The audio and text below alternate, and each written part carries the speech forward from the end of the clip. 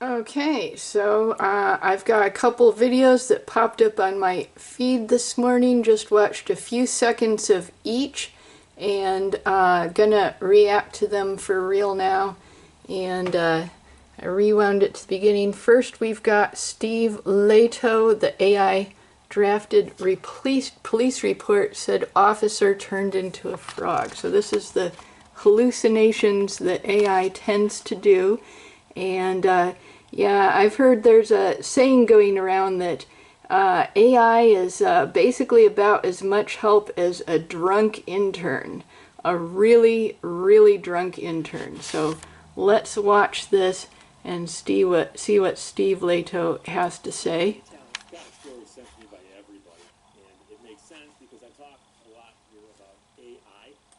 Some of its foibles, because those foibles often make the news.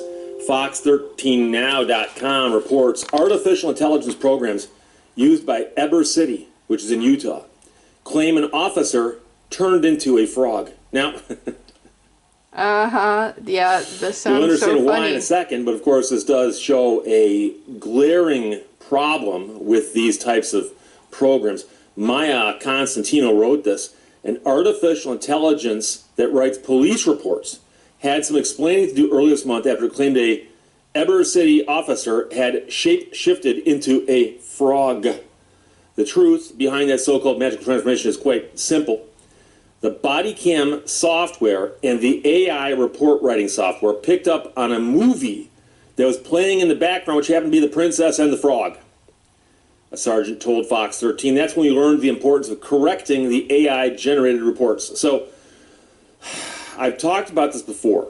I did a video a while back about one of these programs, don't know if it was the same one or not, where a police officer responds to a situation, has the body cam on, and the body cam records everything, right?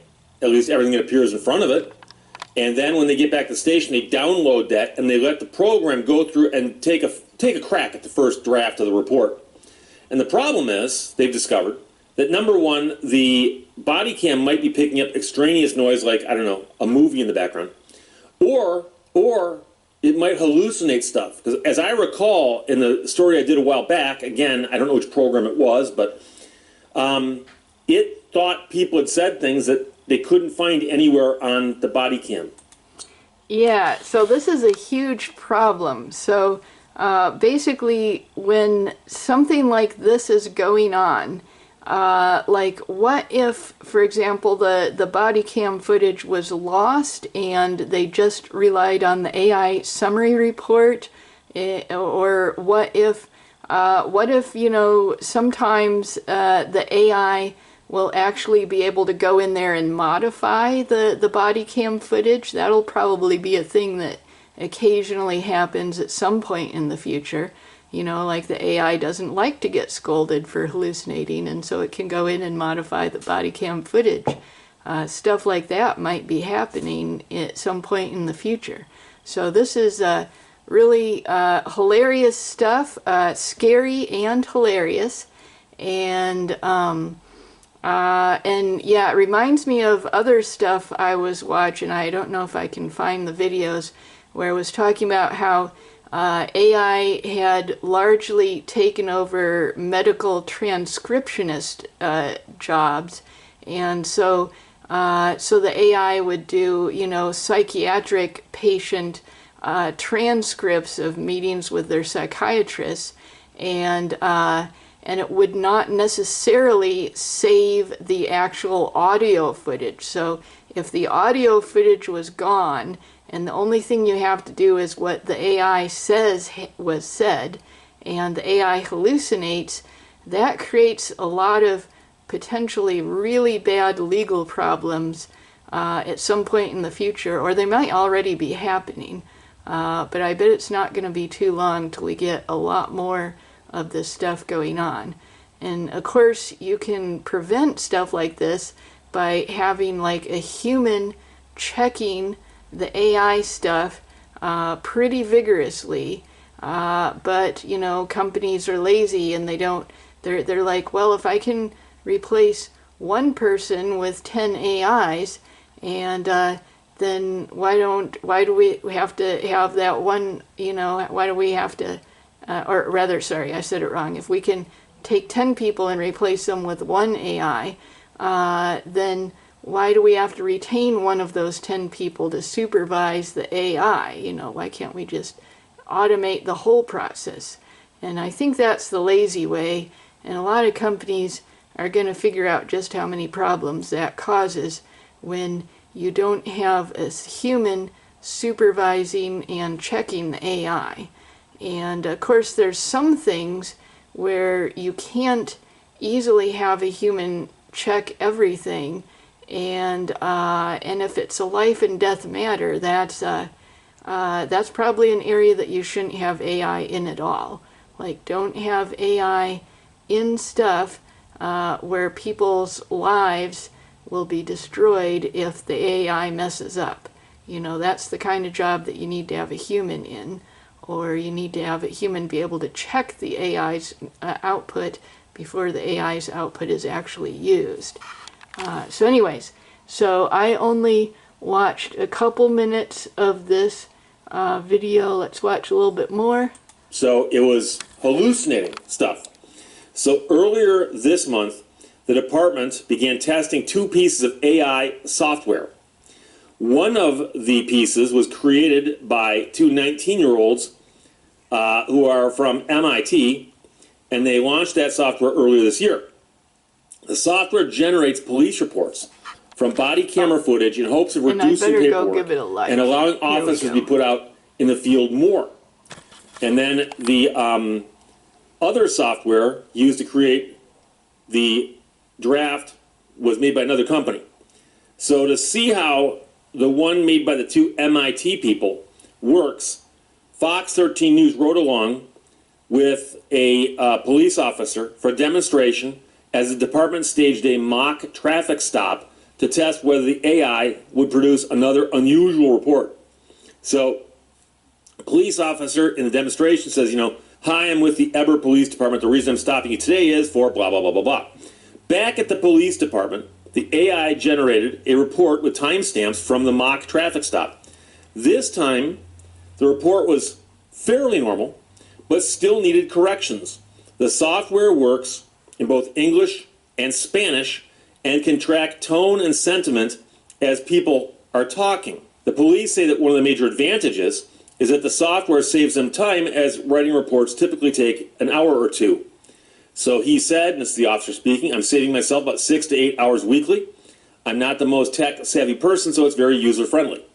So if I was teaching a class right now, I don't know, 3rd graders, I'd say, how many of you can see the problem with this? What's going to happen? Oh yeah, And people are going to get lazier and lazier. Kids are going to raise their hands and go, police officers will review the reports and miss things.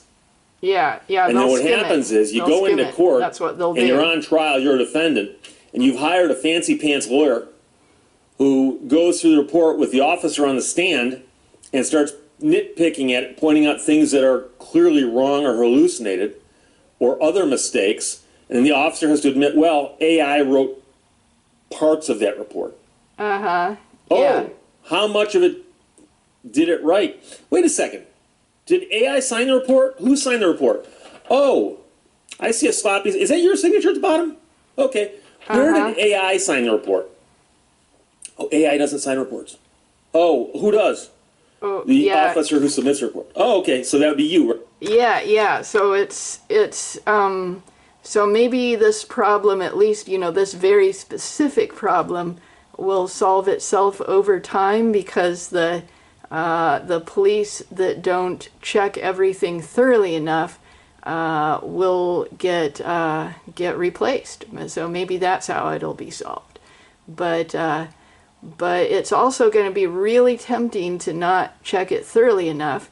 And if you check it really, really thoroughly, then why are you even using AI? You could have just wrote that report for yourself and not bothered using AI. So if you're having to check AI really, really rigorously, and you have to just go down into the details and check every single thing, it might actually take less time to just write the report yourself. So it depends on how it's being used.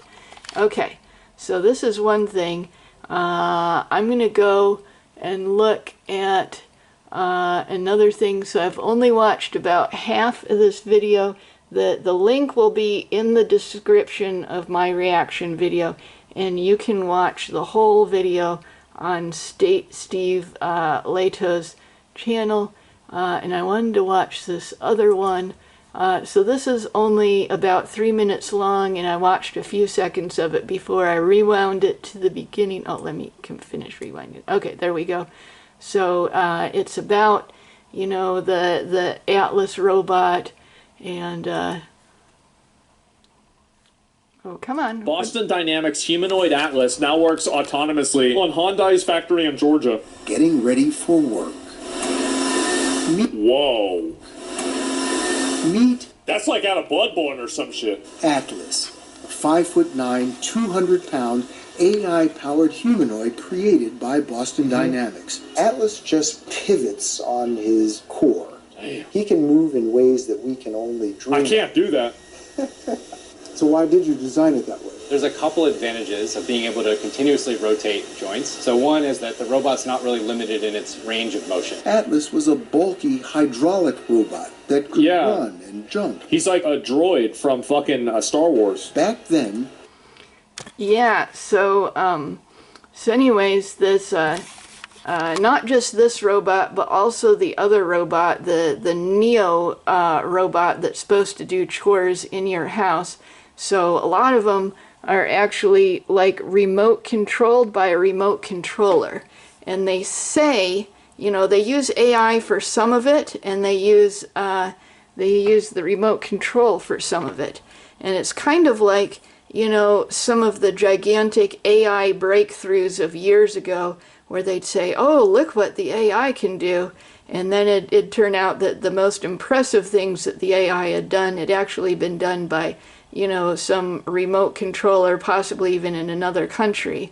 And so one of the excuses they're given with the Atlas robot and the Neo robot and other stuff like it is that they've got to get a lot of training data about, oh, this is how you peel an apple, and, you know, this is how you put dishes in the dishwashing machine, and all that kind of stuff. You got to collect a lot of that data as the remote controller controls it in order to train the AI how to do those things. So they're predicting that the AI will eventually be able to do all of that stuff, but it's not clear if it will be or not. Maybe it will, maybe it won't. But in the meantime, they're going to use remote controllers to control the AI robots at least some of the time. And this is a problem, well, especially for ones they put in your home. This Atlas robot is, you know, working at a factory, so it's basically extremely similar to, you know, sophisticated robots that they've actually had at factories for decades. It's just a more advanced version of it. Yeah, I remember back in the day when, you know, my cousins could go to the car manufacturing plant and they could get good paying jobs and high job security. And then they started replacing more and more and more robots on the assembly line. And there was a lot of anger about it. And it's like, robots replaced us all. And that's the sort of thing that is happening again. It's just the next stage of a very long process that's been happening. But when the things go into people's homes, and when you don't know whether it's a remote operator or not, it creates a lot of problems. Like, how do you vet the remote operators? You know, are the remote operators going to be doing voyeurism? Are the remote operators going to be, like, casing the joint so they can do burglaries or steal identities or steal computer passwords, or, you know, mostly, especially in the beginning, I'm sure they'll all be really well vetted and stuff. but eventually, maybe not with the Atlas robot, maybe not with the Neo robot, maybe with another robot that comes later on, there'll be problems like that where, you know, can you make sure that, and what if they're hackable by remote operators that haven't been approved? Like what if, you know, what if you've got a stalker and your stalker remote hacks your household robot? I think we're going to see stories like that at some point in the future. And then there's also that if there's always some remote operation involved in these robots, there's going to be the temptation of, oh, what about if we get really low-priced workers in some other country, maybe in Indonesia or Malaysia or somewhere, get some really low-priced workers to be the operators. And, oh, what if we get child labor, you know, the way that child labor has, you know, been a real big problem in the overseas clothing manufacturing in multiple countries for decades. What if there's child labor doing that? And then, of course, the problem comes up, what about people that have household robots mainly so that they can be thirsty about them? And what if those robots are sometimes being occupied by child labor from some other country? And you can follow that line of thought and see about the types of crimes that could be happening against the operators. And I think we'll see stories like that at some point in the future. Don't know when, don't know whether it'll be these robots or the Neo robots or some other robots altogether. Don't know how long it'll take, but I think we're going to see that at some point. Basically, unless the whole industry is really, really rigorously regulated and monitored. And even then, you know, probably eventually it will happen because, you know, people have mistakes and people figure out how to do crimes. So that kind of stuff happens. So I'm going to go forward a little bit more in the video. Atlas relied on algorithms written by engineers. When now they're using PlayStation. Again this past fall, we saw a new generation Atlas with a sleek all-electric body and an AI brain powered by NVIDIA's advanced microchips, making Atlas smart enough to pull off hard-to-believe feats autonomously. We saw Atlas skip and run with ease. Yeah, these used to fall down constantly. What the fuck? He can do the Macarena. He could do cartwheels. He can dance. He told us robots today have learned to master moves that until recently were considered a step too far for a machine. A lot of this has to do with how we're going about programming. The movement's crazy, I know. More about teaching and demonstrations and machine learning than manual programming. So this humanoid, this mechanical human, can actually learn. Yes, and we found that that's actually one of the most effective way to program robots like that. Give it a gun. We're going to have robot police officers soon. So why does he only have 3 fingers? Robot hands are... Yeah, so, yeah, I kind of doubt that they would have these things wandering around as police officers with guns. Because I remember the robot police dog debacles and how much people hated that. So yeah, I don't think that's likely to happen. But there's going to be some problems. And if we manage it right, the solutions will be much more numerous than the problems. I'm not necessarily saying that we shouldn't do this stuff at all, but it's got to be really well monitored, and people need to understand the dangers. It's like everything. I mean, everything's dangerous in technology, you know. The stove that you use to cook your food is plenty dangerous, and it can burn your whole house down. So you just got to understand the dangers and you know, take measures against them. And you also got to be realistic and realize that you're not ever going to be able to prevent all the bad things from happening. There'll always be some of them that happen, and you just do your best to shut that danger down. You do your best, and that's all you can really do.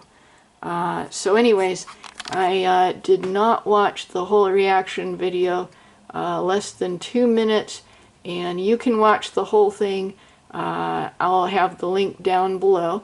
And now let's take a little look at Tuxedo Girl.